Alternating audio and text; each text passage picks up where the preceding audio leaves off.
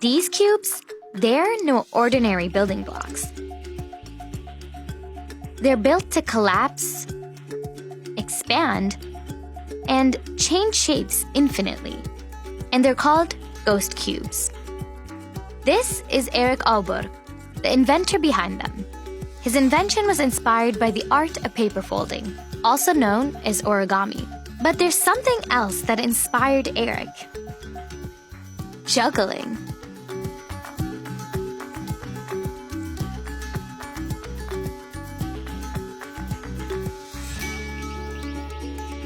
As a professional juggler and performer, he wanted to add something special to his usual routines.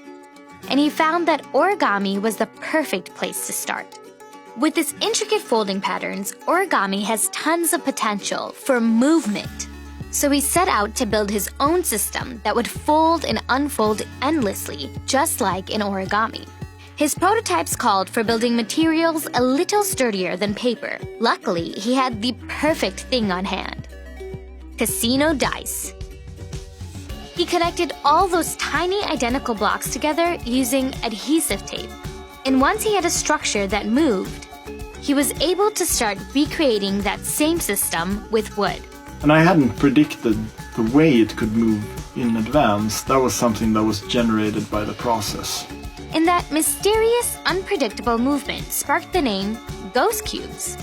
All of his original designs were built with the idea of performance in mind. That's why each cube had a hole in the center. That way, a juggling ball can move from one place to another and back again. When he realized those holes made the blocks lighter and easier to hold onto, he built the rest of them the same way.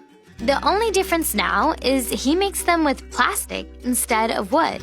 This way, they easily snap together or apart, which means the number of cubes you can add is limitless.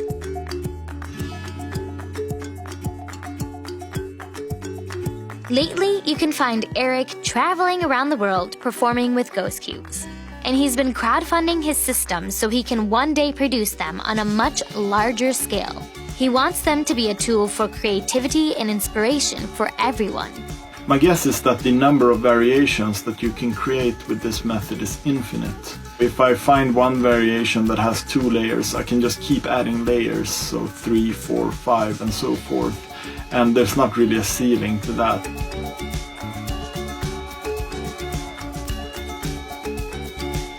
What would you build with these blocks?